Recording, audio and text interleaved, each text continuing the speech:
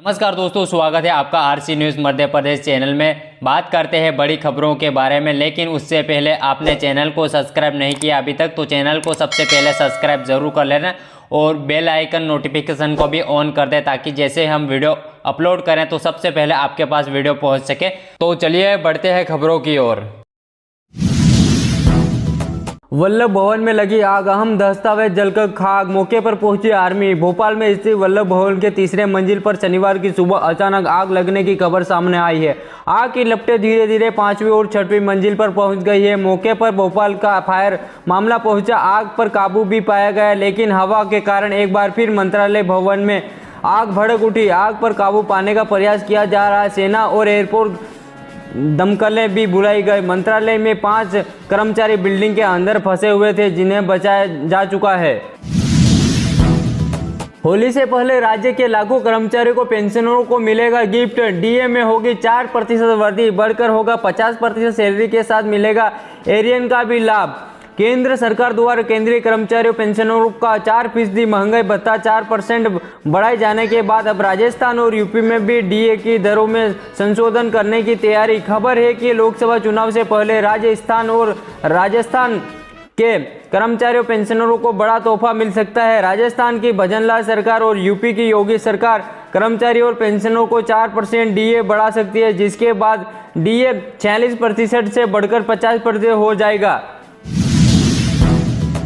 PUBG के बाद अब भगमी गेम पर भी लग सकता है बैन, सामने आया चीनी एक्शन। भारत में बढ़ रहे साइबर क्राइम को लेकर भारत सरकार लगातार सख्त कदम उठा रही है। डीप के बाद अब उसका ध्यान भगमी बैकग्राउंड मोबाइल इंडियन की ओर गया है। रिपोर्ट की माने तो भारत सरकार को एजेंसियों ने आगाह किया है कि उनका मानना है कि गेम की तरफ से जो डेटा लिया जा रहा है वो भारतीय सुरक्षा के लिए खतरा पैदा कर सकता है, इसलिए हमें इस ऐप को डिस्ट्रीब्यूट कर देना चाहिए। इसके अलावा ये साइबर अटैक्स के लिए भी बैन रहेगा।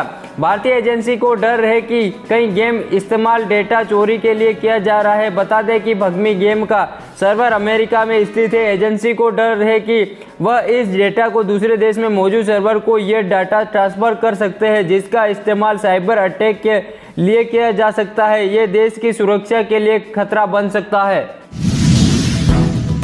एक देश एक चुनाव को लेकर जल्द ही सरकार को अपनी रिपोर्ट सौंप सकता है।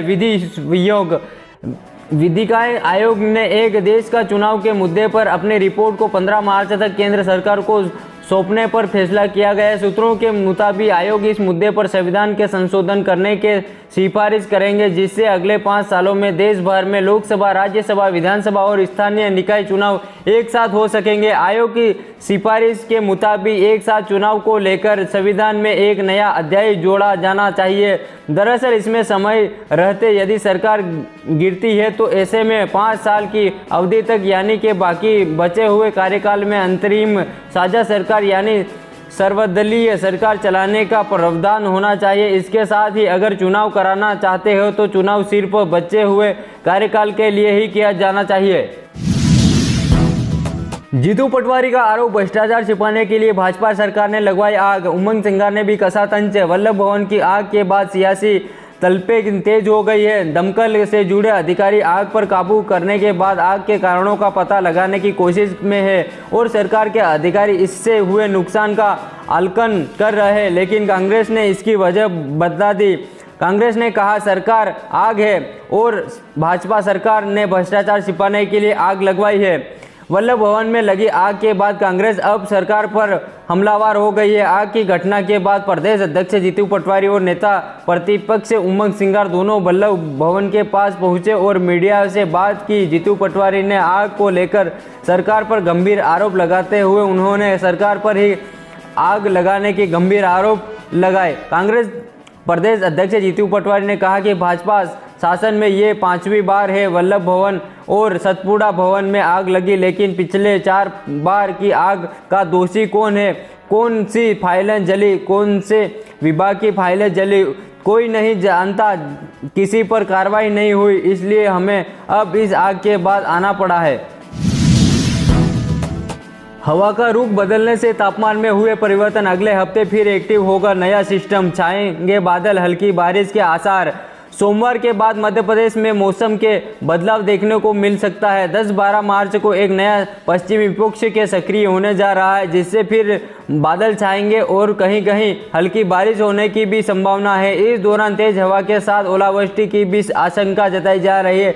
फिलहाल 2 दिनों तक मौसम में कोई विशेष परिवर्तन नहीं होगा, लेकिन 10 मार्च के बाद के तापमान में 2 से 4 डिग्री तक बढ़ोतरी होने का अनुमान बताया जा रहा है। एमपी मौसम विभाग के मुताबिक नए पश्चिमी विक्षोभ में असर के बालाघाट, डिंडोरी, अनूपपुर, अमरकंटक, शहडोल जैसे जिलों में हल्की बारिश हो सकती है। जबलपुर, छिंदवाड़ा, नर्मदापुरम, हरदा, खंडवा और बैतूल के साथ साथ सिवनी में भी मौसम खराब हो सकता है। इसके प्रभाव से ग्वालियर, चंबल संभाग में बादल छाने का बूंदाबूंदी का अनुमान है। इसके असर में 15 मार्च तक मौसम का मिजाज ठंडा ही बना रहेगा। इसके बाद 20 मार्च से तापमान बढ़ने से गर्मी का एहसास होने में लगेगा। मार्च के आखिरी सप्ताह में तापमान 35 डिग्री अनुमान आसपास पहुंच जाएगा।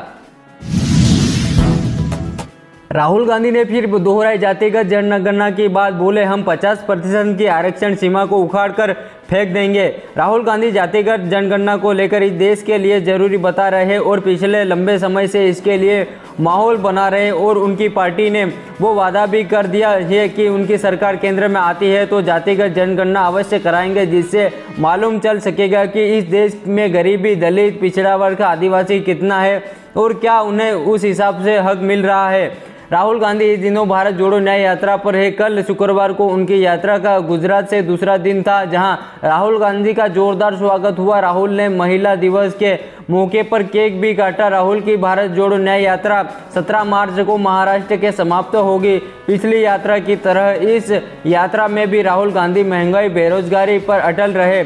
इस बार उन्होंने जातिगत जनगणना के मुद्दों को हाईलाइट किया है। इस बार गरीबी, दलित, ओबीसी, आदिवासी वर्ग की बात राहुल गांधी ज्यादा कर रहे हैं। म्यूजियम सरकार बंद करेगी, भारत विरोधी बयानबाजी, मालदीव के पूर्व राष्ट्रपति मोहम्मद नशीद ने कही बात। मालदीव के पूर्व राष्ट्रपति मोहम्मद नशीद इस समय भारत के मेहमान हैं। वो ऐसे समय आए हैं जब भारत और मालदीव के रिश्तों में खटास है।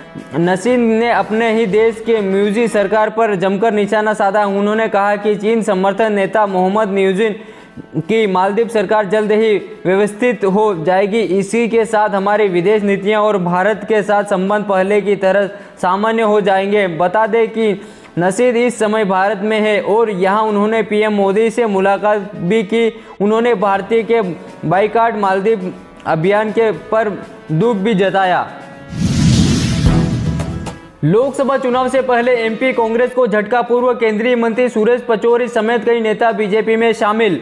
लोकसभा चुनाव से पहले मध्य प्रदेश में दल बदल का सिलसिला जारी है। आए दिनों नेता मौके की नजाकत को देखते हुए एक पार्टी से दूसरी पार्टी में शामिल हो रहे। इसी क्रम में कांग्रेस को आज शनिवार को फिर बड़ा झटका लगा है।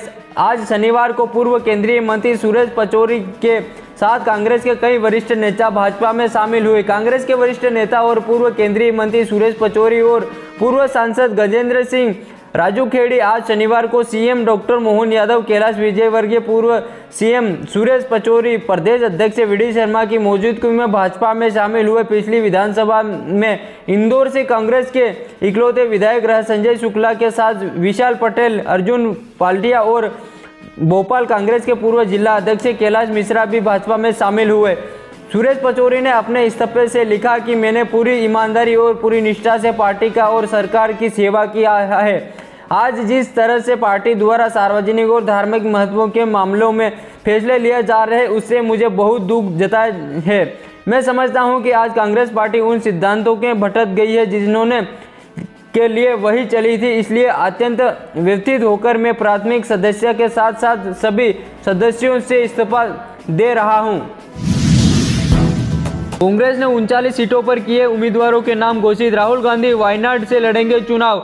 लोकसभा चुनाव 2024 को लेकर राजनीतिक पार्टियों ने तैयारी शुरू कर दी गई है। इसी बीच को कांग्रेस ने अपनी पहली लिस्ट जारी कर दिया गया है, जिसमें 39 उम्मीदवारों के नाम का ऐलान कर दिया गया। इस लिस्ट में राहुल गांधी, भूपेश बघेल और शशि थरूर जैसे बड़े नेताओं का नाम शामिल हुआ है। कांग्रेस ने शुक्रवार को दिल्ली के कांग्रेस मुख्यालय में प्रेस कॉन्फ्रेंस कर पहली लिस्ट जारी की है। कांग्रेस की तरफ से जारी लिस्ट में पूर्व अध्यक्ष और सांसद राहुल गांधी को एक बार फिर से केरल के वायनाड सीट से लोकसभा चुनाव का उम्मीदवार बनाया गया है। वहीं इस लिस्ट में कांग्रेस ने 39 उम्मीदवारों में से 15 सवर्ण उम्मीदवारों को टिकट दिया गया है, जबकि 24 उम्मीदवारों को SC, ST, पिछड़ा वर्ग और अल्पसंख्यक वर्ग के उम्मीदवारों को शामिल किया है।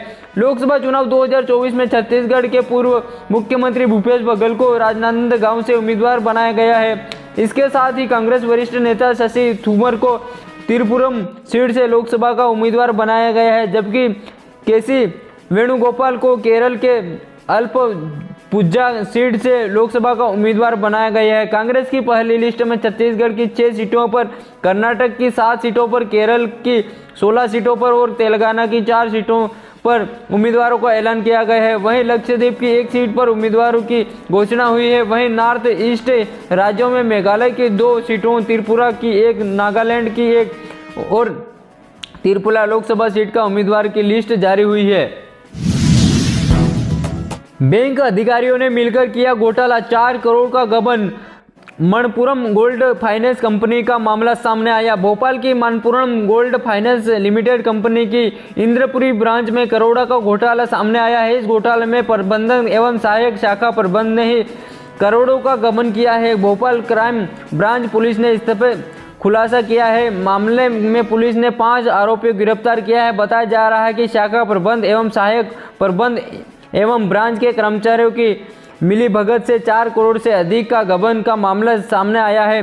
बैंक के आधिकारिक में 95 ग्राहकों ने जमा गोल्ड लोन में हेराफेरी की। इसके साथ ही सैकड़ों ग्राहकों द्वारा गिरवी रखी गोल्ड पर जमा राशि भी हड़पी। आरोपियों ने सैकड़ों फर्जी ग्राहकों के नाम पर गोल्ड लोन स्वीकृत कर गबन। दरअसल ऑनलाइन गैम्बलिंग की लत में चलते कैसीनो में करोड़ों हारने के बाद आरोपियों ने बैंक को ही चूना लगाने की योजनाएं बनाई। मामले में अभी तक 5 गिरफ्तार आरोपी गिरफ्तार किए गए हैं। वहीं अभी आरोपियों की तलाश कर रही है सरगर्मी से जारी।